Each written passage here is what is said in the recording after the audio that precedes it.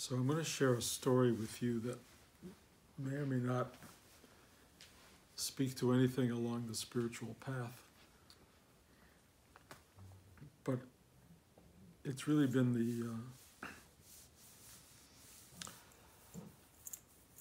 the story of my life of the last few months. And it may be worth documenting, it may not.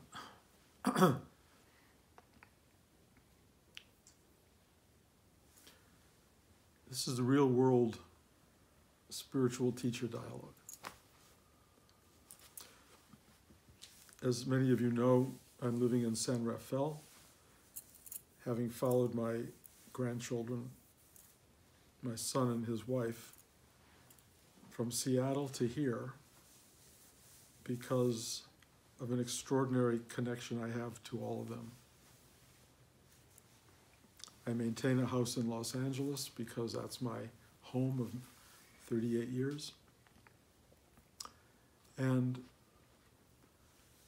my accountant said to me about a year ago, he said, "Bruce, in retirement, you should not have two homes."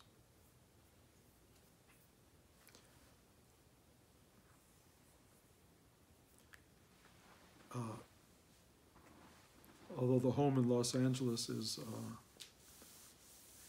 the home that I raised my children in, I had a long life career, lived there longer than anywhere.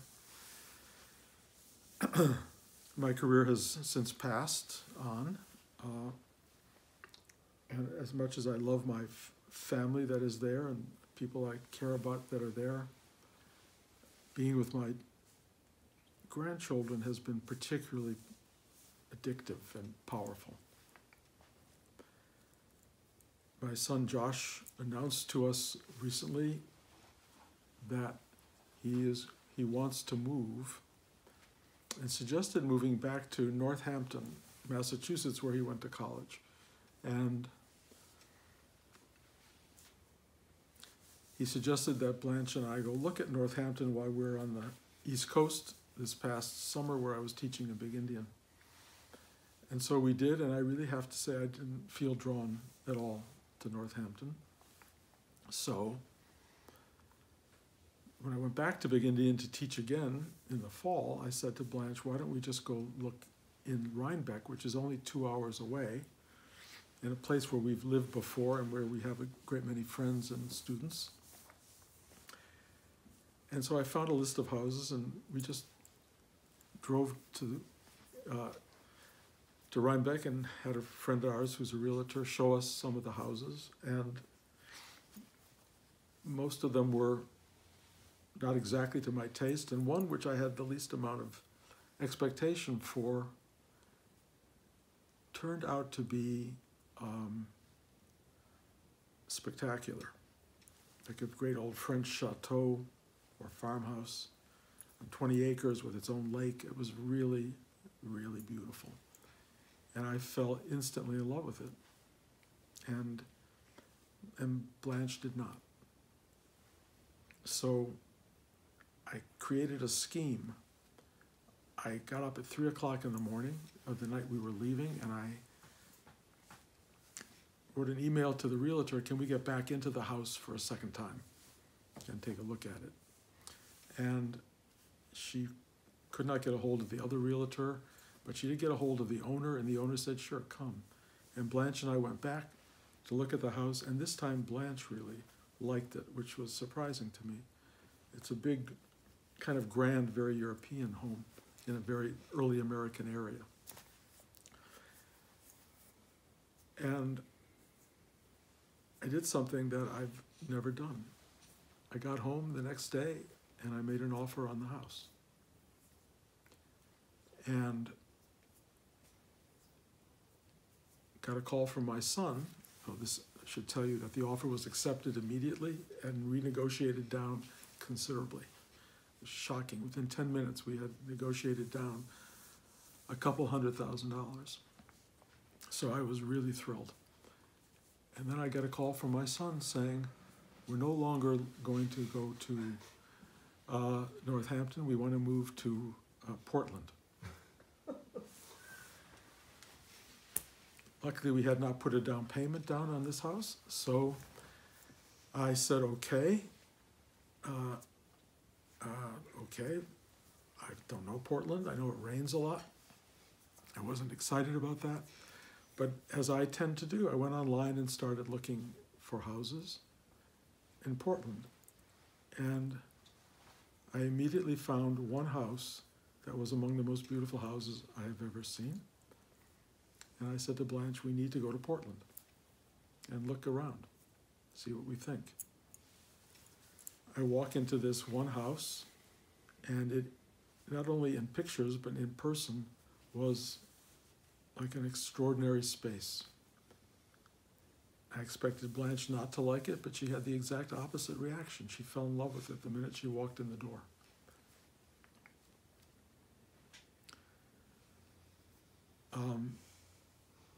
We told my son that we think we have a house in Portland, and he said, oh, really?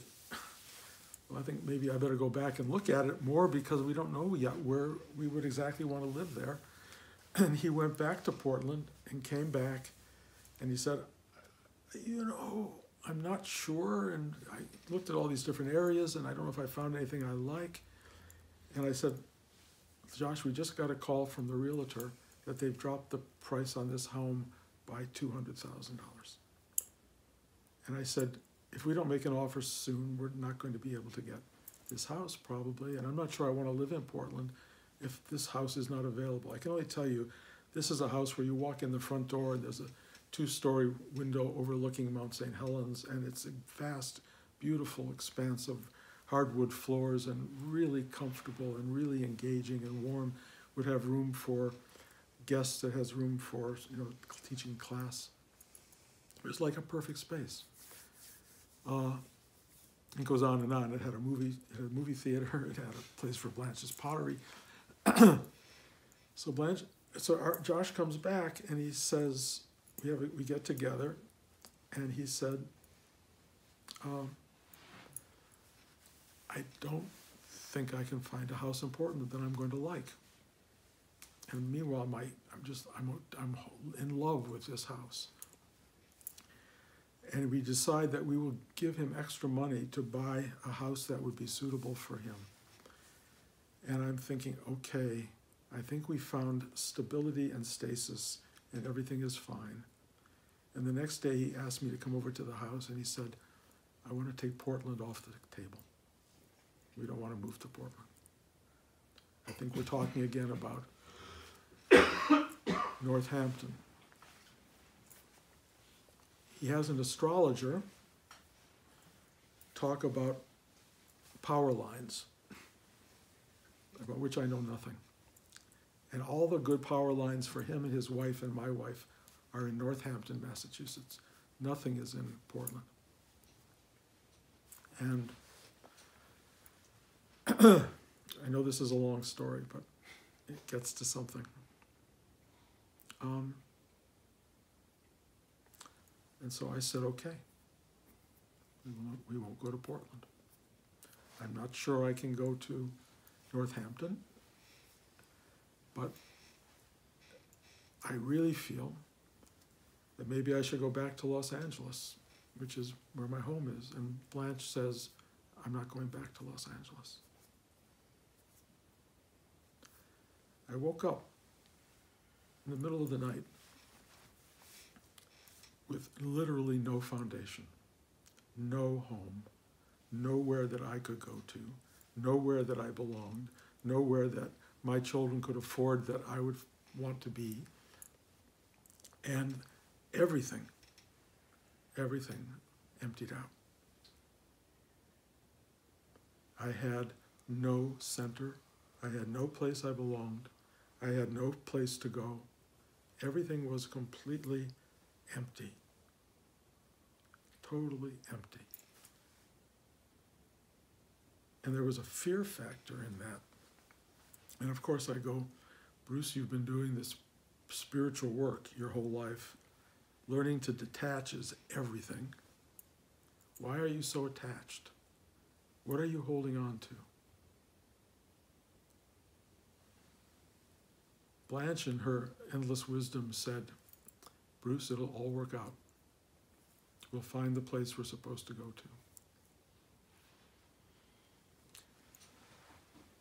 So I sat there with this dark hole,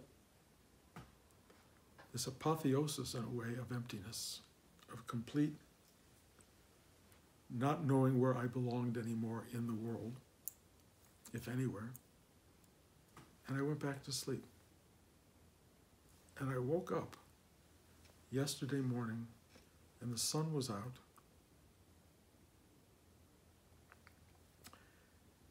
And the emptiness of that dark night fell away, and I was filled with the fullness of the world.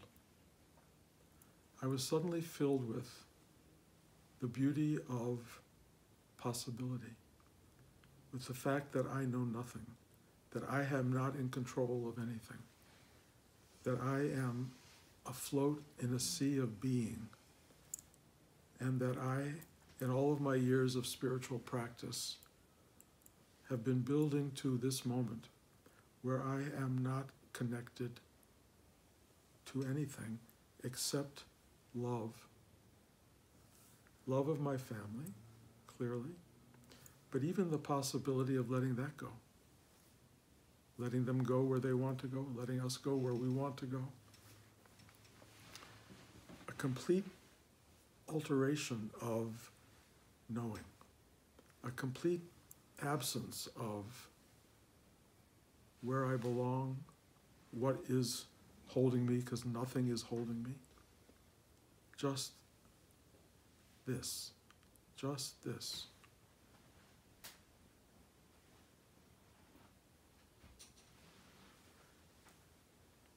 In periods of those dark nights, literally dark nights, I do ask myself, how dare I sit in front of a group of people and try to address the spiritual journey when I can get as lost as I get? And then the sun comes up, and the earth is the Lord's, and the fullness thereof comes to me. And I realize that it is a dance between endless possibility and no possibility, the fullness of wonder and the emptiness of all things, and that polarity is everything. And we all do a dance in that world.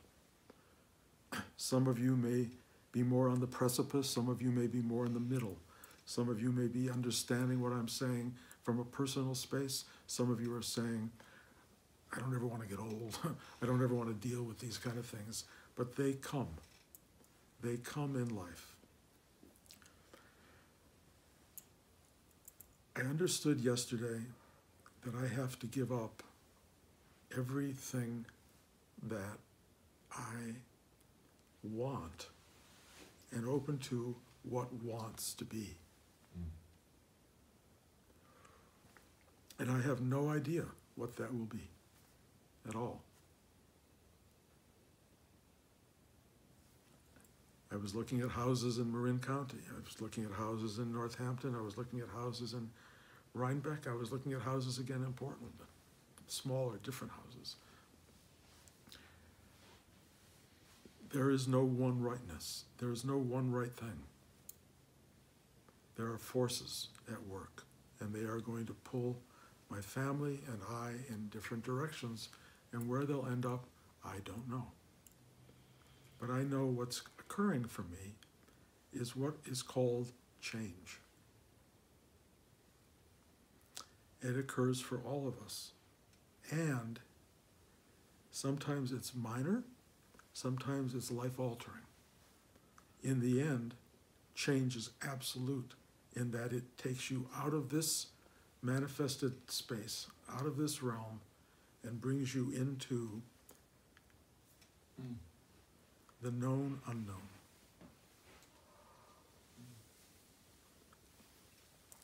The only tool that one has after years of spiritual practice is acceptance.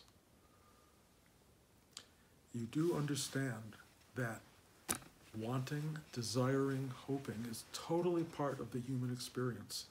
You cannot fault yourself for falling in love with something or someone. It happens.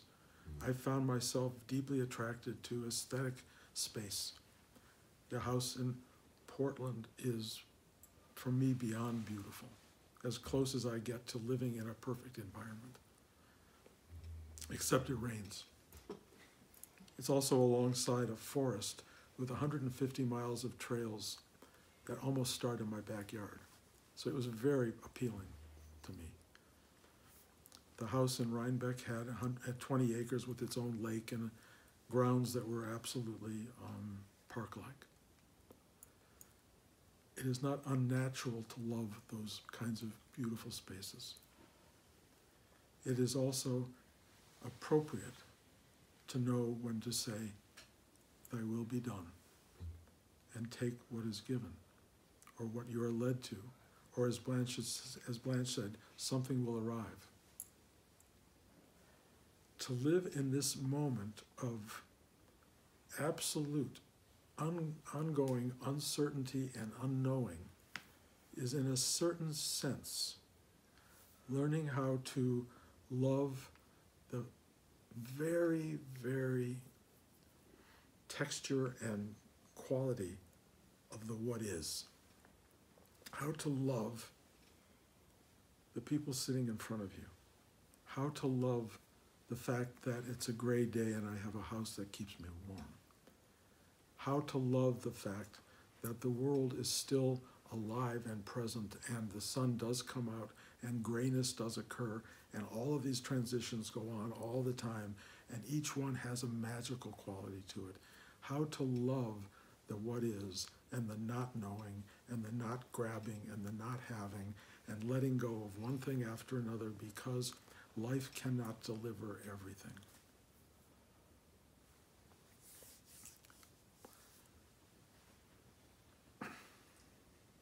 These may be so basic in their description that you listen to this and you go, why is this guy having these kind of problems? There's so many other problems in the world, living in this one beautiful place or that one beautiful place. That is the construct of this life. It's what it comes to. There are many kinds of lives, there are many kinds of issues, there are many kinds of situations we all find ourselves in, but they all come down to desire, attachment, connection, fulfillment, disappointment, learning to surrender the what is to what truly is.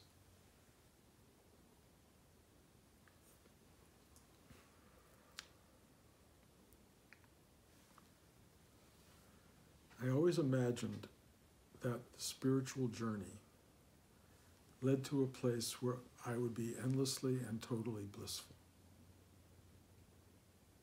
That I would have wisdom and knowledge and insight and forbearance and intellect and big-heartedness and all of these qualities that would raise me up above circumstance that life provides.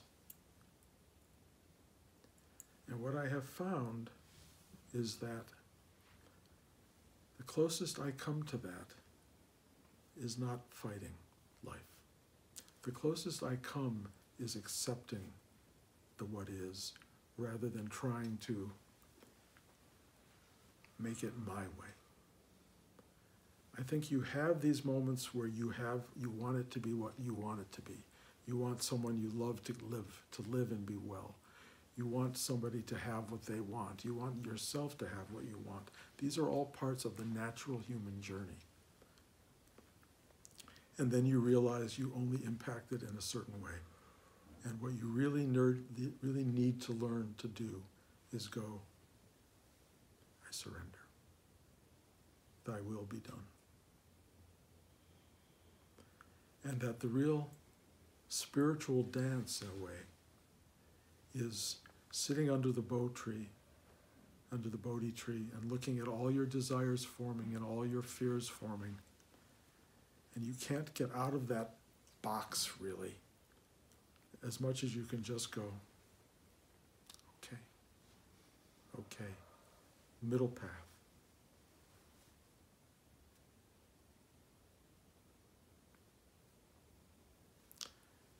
The secret appears to be in acceptance and not in pushing your private need and desire, trying to move beyond death and rebirth, trying to move beyond suffering, trying to move into a realm that is somehow better than the realm you've been in before. All of that stuff that human beings do is what human beings do.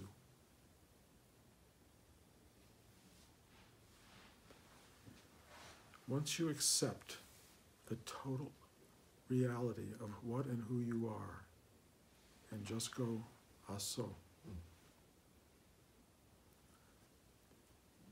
you arrive at a place where your presence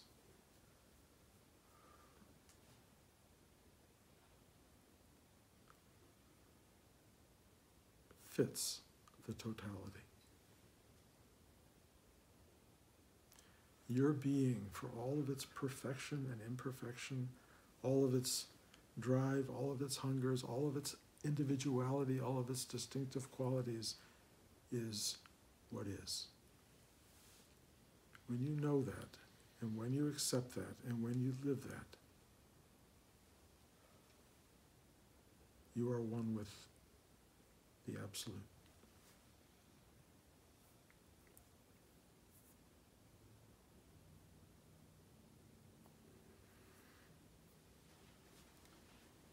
The only difference between the spiritual awakening and the normal human life is one of awareness.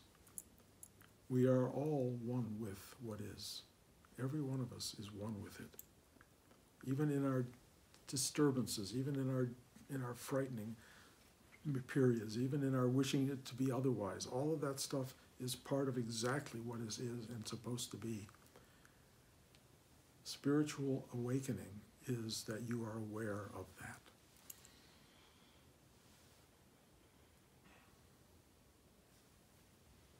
It is very humbling. You do not arrive at any kind of wisdom or knowledge that will make you special. If anything, the wisdom and knowledge you arrive at makes you very unspecial. You're just what is. Period. That's all we are. What is. But I will tell you, at the core of that what is, and this is the important part, is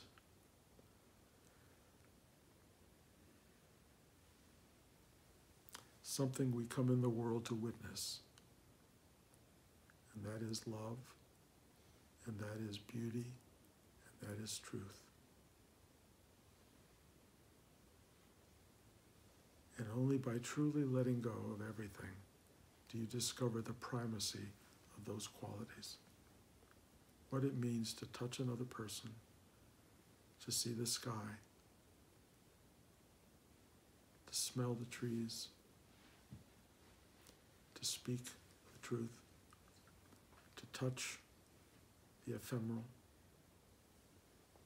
to witness beauty is really the miracle of our being. And all these dynamic forces that work around us and through us and with us are just expressions of that. But the spiritual journey leads you into surrender and acceptance of it. You're not controlling anything. It's not wrong to wish, it's not wrong to want, it's not wrong to get driven toward things.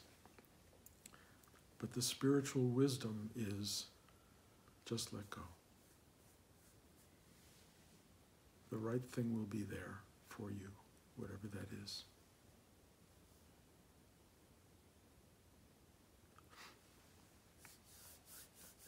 So I share all this with you kind of nakedly. I really do think if you're looking for a teacher who is transcendent of all of this, who is in a state of common, constant bliss and surrender, please find them. I can only tell you that I am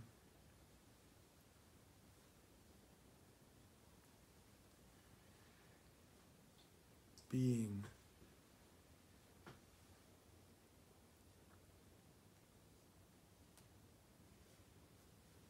as profoundly as I can that which seeks and finds what I'm expressing.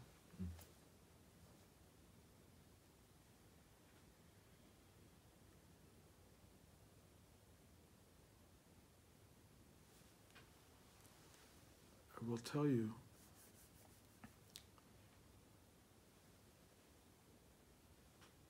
that the one other piece of all this is when you truly surrender, when there's no you grasping, there is a sense of something holding your hand, of something whispering in your ear, something sitting in your heart that is bigger than all the situations you're caught up in, that carries you through, that protects you, that loves you, and that is you.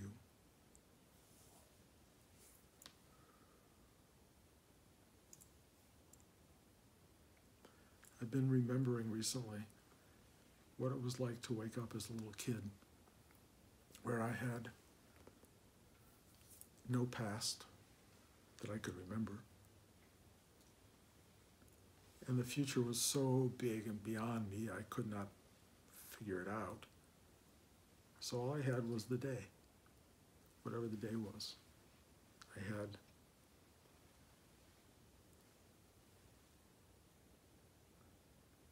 to play, take naps, eat, see my mom and dad, later on my brother and sister. And there was a world in that. And it was so sweet and beautiful. And there was not much that happened. Like someone read me a book. We didn't even have TV. You know, I was just little. I would play on the street. I had cousins who lived nearby. We would run around. We'd laugh. We'd scream. We'd cry. We'd fight. We'd jump on beds.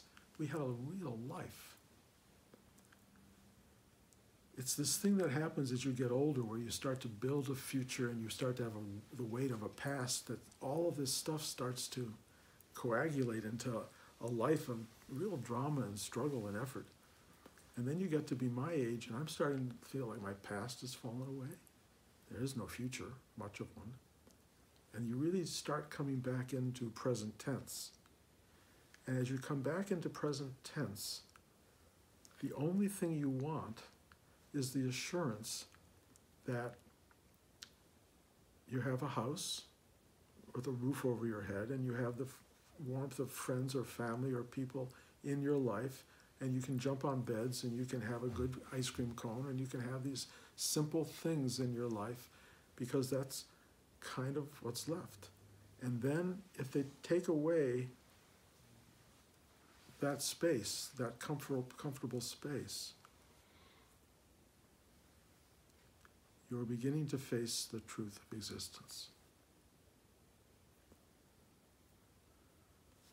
It's not a location, it's not a building, it's not a structure, and it's not even people. It's just this. And when you really fall into this, everything is there.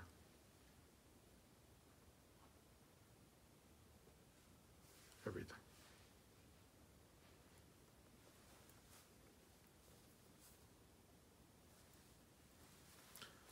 That's all I can tell you. I don't know who's going to want to listen to this, but It's a long road to a very small space that actually contains everything. Please, questions? I find it sometimes easy to accept what is, but when I get tripped up, I think, is when I feel like I could make a decision. And then it's like, oh, well, do I accept this, or do I try and control it by making a decision that I might have? So that That's what we do. And in fact, I feel when I'm in that situation and then the decision is taken away, I feel really free. So this has happened to me in the past, so I know that. I just get tripped up with the decision. I think we are programmed to manifest in this lifetime all sorts of things, and we get a feeling or a sense of somehow being the agents of action, of change. And we feel like we contribute to it, and we have to debate about it and think about it, and we have a role to play, which we do. And then every so often something comes in and says, we're not listening, it's not about you. We're not listening to you. There's something else going on here. And we're removing you from the change process. And you have to let that rug be pulled out from underneath you and just sit there in a place of great and deep and profound letting go, because there's nothing you can do that would even know which direction to move that change into. And that occurs.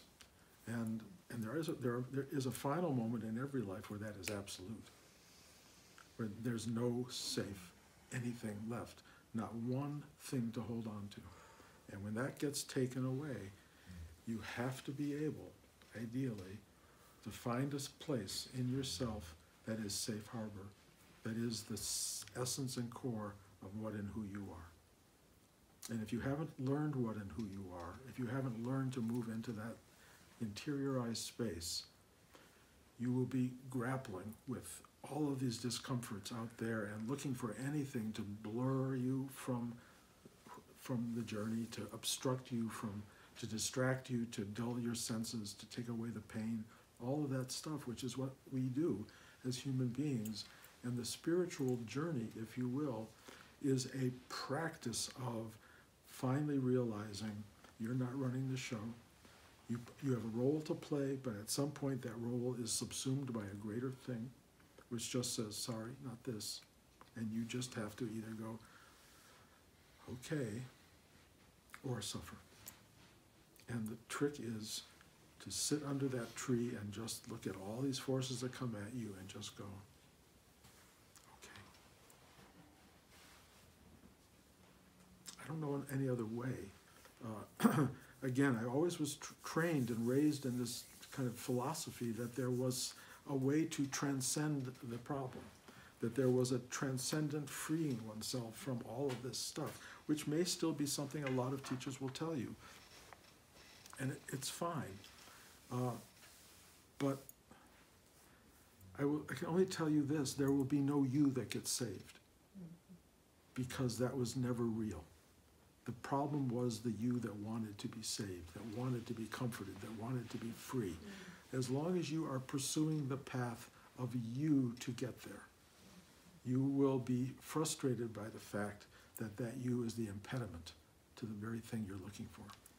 It's a letting go of you, and you as a primus, I don't know what the right word is, the part of you that thinks it will have and get and acquire and finally arrive at, that does not occur. It's the obliteration of that, and that process can be slow and it can be fast. But when I watch it in the slow motion of my own experience, it doesn't cease to be like a little kid crying out, but, and it has to wipe that away. It does, and you finally realize that little but doesn't help you. You just go, okay, I get it. It's a mature, conscious giving yourself over to an absolute reality that embodies you and has, in some ways, nothing to do with you. I mean, it does, but it's like, you know, when the rain comes, yes, you may be one of the flowers that gets rained on, but that rain is not about you. And yet people walk around going, rain on me, rain on me. There's so many bigger issues going on. And the rain will come and it will satisfy you, but it's for purposes way beyond your individualized understanding. So I'm presenting myself, I think, as somebody in process and in search of, and in many ways in discovery of,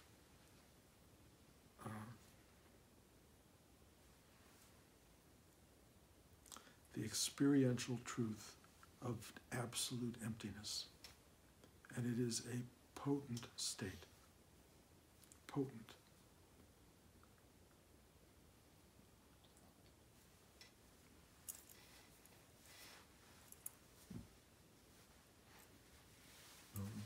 Almost the same question. There's, I don't know how to formulate it. In a way, maybe on a deeper self, I've heard it said that, you know, and I think even in Rudy's tradition, it's like it said that everything that happens with us is maybe designed, let's say, to learn about ourselves or about something. And if that is true, then, you know, how can it not be that we are actually on maybe a deeper level creating everything that's going around, or at least the way we see it?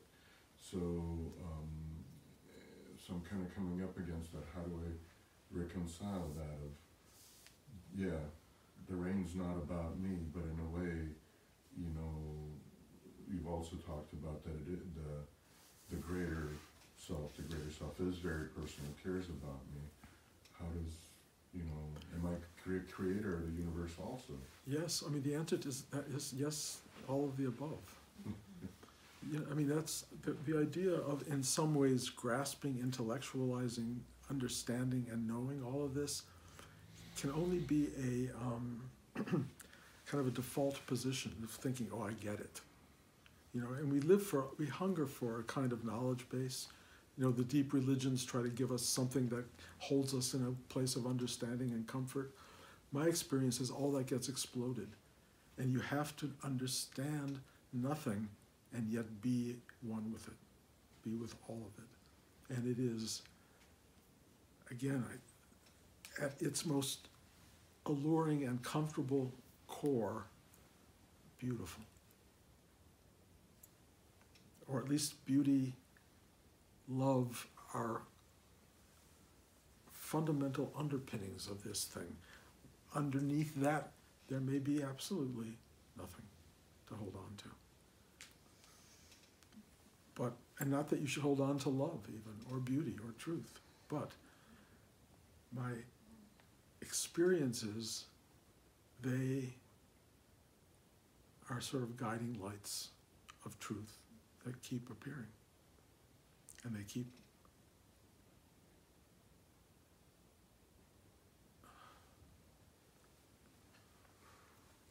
making it possible for you as a singular expression of all of this to live in the world.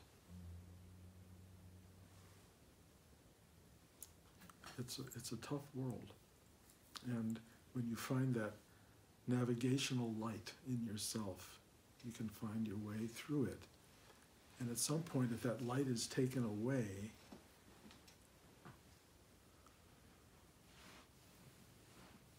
it's sort of when some of the deepest spiritual work occurs. You'll ask yourself a lot of questions at that point, and you need to let go. You need to just go, even this, even this.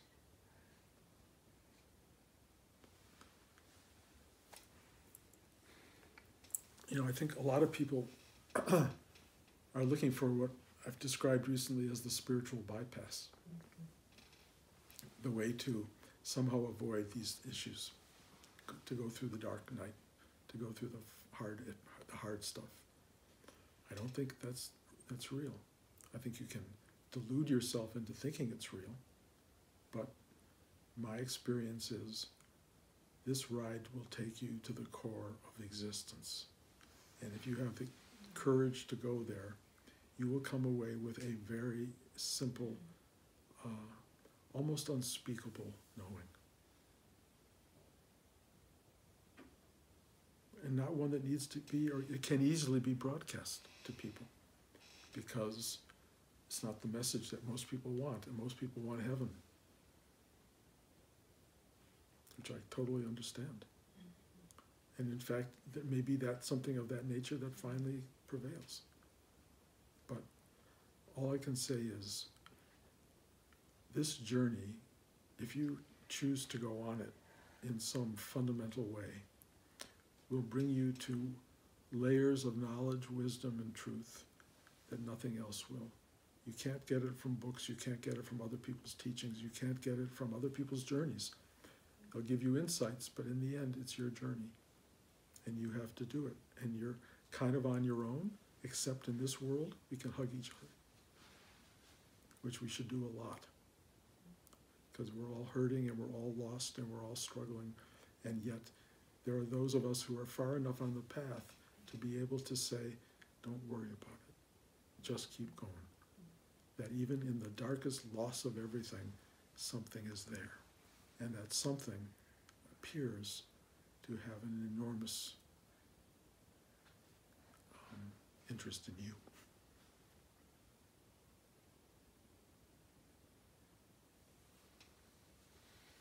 What Shelley said about that sometimes it seems like there's a choice, but a relief when the kind of like the crux of whatever happens, you make a choice or not, and something happens. If we are are we really choosing our reality on a moment-by-moment basis with everything kind of we choose, and that karmically reflects on what we need to learn?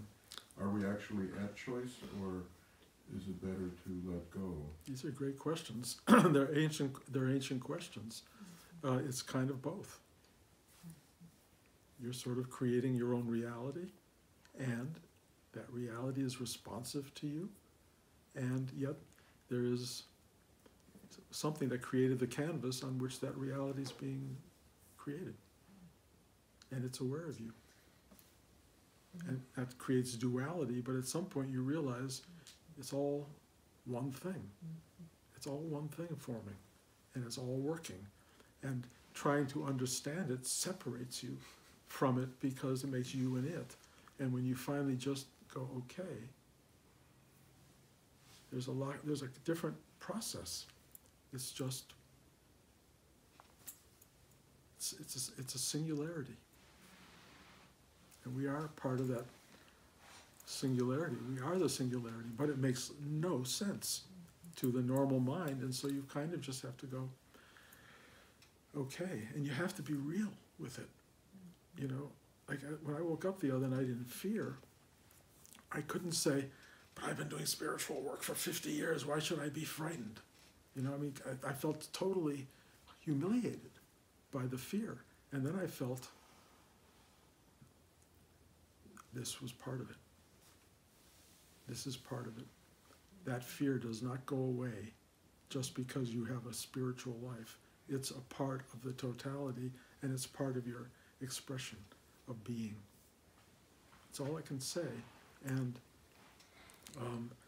I think there are people out there who may have arrived at fearlessness, just like there are people out there who, you know, who are great athletes who are beyond what most normal people can do. I don't know that I am one of those people, but I know that I am on the path to stare into the realm of truth as deeply as I can, and be as honest with my expression of it as I can. And if that scares people off, I mean, I don't have to talk anymore. I mean, literally, daily, say I'm done. I am just done. I don't want like even giving talks like this, but it keeps wanting to be spoken, is all I can say. And you know, and however I may end up appearing to anybody, it doesn't matter anymore because I don't care. I'm only going to keep this thing going. When you talk about the fear, is that what you, and you used to speak about pain and how helpful it is to go into the pain. Is it also good to go into the fear? Absolutely. Because I've found that when you go into the pain begins to fall away. It changes its character. Mm-hmm. I know that. It's not a way to obliterate itself, but it changes character. And there are some pains that you will not be able to get past, probably without enormous amount of effort. And there are fears that may play themselves out in many different ways in your life. You think you get past one expression and it comes from another. But it's all indicative of a human dynamic that is still at odds with what is. It's still there. And you have no idea how deep our human nature goes until you see it functioning, you know, and you go, okay. And as you start to go, okay, you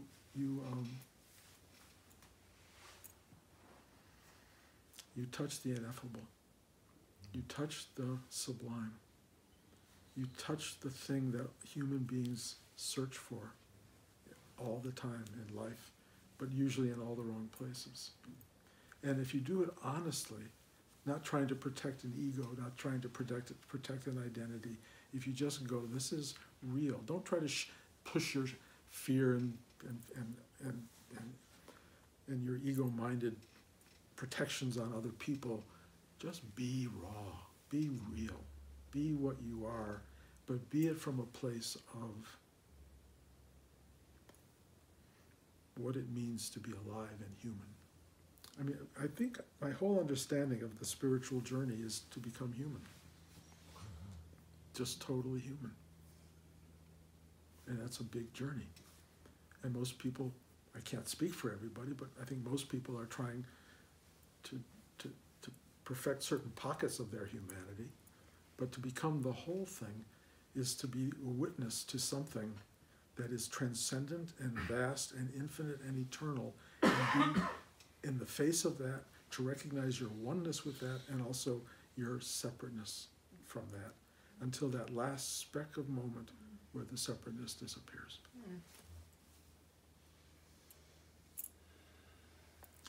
I don't know if any of this makes sense anymore on some level. I can only say it's like raw life.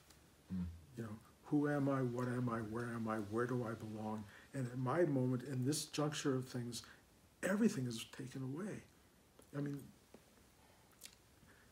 I don't have anything to support. I don't know what to do next at all. I don't, other than have brunch with you guys. This is my future. And then Blanche has a gathering to go to, and we're lighting Hanukkah candles tonight with the grandchildren, and I got to wrap the gifts. And that's what life is. That's what's next. It's not where do I move to, you know. It's not worrying about, you know, all the financial ramifications of everything and the stock market's falling and all these things are, you know, okay. I was smart enough to buy wrapping paper the other day. I was smart enough to buy these gifts so I don't have to go shopping. I've got everything in play. We're gonna take care of it. And we'll do the stuff we have to do, and that's what life is. And if you mess up on some of those things, then you're like, oh my God, I gotta do this, do that. I don't have to do that.